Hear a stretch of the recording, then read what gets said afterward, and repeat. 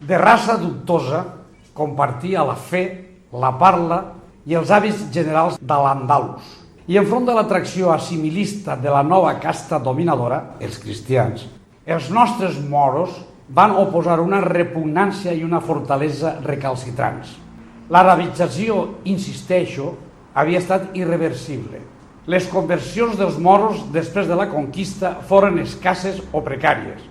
Els valencians islamitzats van formar un bloc compacte, suspicaç, refractari a tota integració en la societat cristiana. I el problema morisc, que tanta virulència aconseguiria en el XVI, n'era una aspra seqüela.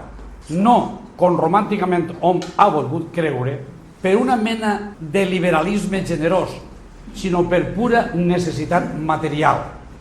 Jaume I va procurar que els moros no deixessin el país. El rei no estava en condicions d'intentar una colonització de repoblament. Els conquistadors, catalans, aragonesos, no comptaven aleshores amb un potencial demogràfic suficient per a realitzar-la. Pensem que en 1270 encara no hi havia en tot el nou regne més de 30.000 cristians. Una expulsió en massa dels moros hauria estat difícil de compensar i les derivacions econòmiques que sí preveurien calamitoses.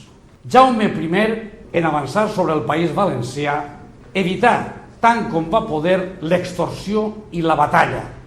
Li convenia de guanyar súbdits, guanyar-se'ls, i va preferir les victòries diplomàtiques a les militars.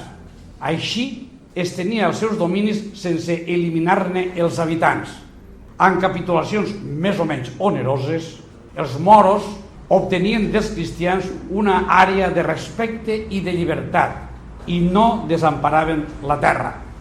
Per molt de temps, la població musulmana fou numèricament superior a la cristiana dins el Regne de València. Els 30.000 cristians de 1270 hi devien conviure amb uns 100.000 musulmans aproximadament.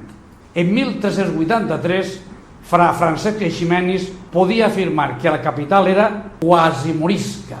A la darreria del XV, la xifra de moros no devia baixar de 160.000.